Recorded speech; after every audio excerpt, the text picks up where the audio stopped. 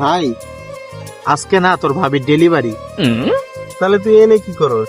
মেডিকেলে যা তাড়াতাড়ি। ভাই আমার না অনেক ডর লাগতেছে। কেন, কি হয়েছে?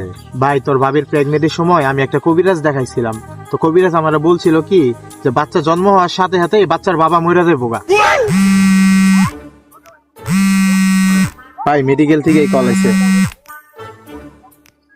হ্যালো, কি ছেলে হইছে? আমি বাবা হয়ে গেছি। ভাই আমি না বাবা হয়ে ভাই ভাই ভাই আমি বাচ্চা গেছি। ভাই তুই মইরা গেছস? যা, ও মইরা গেল।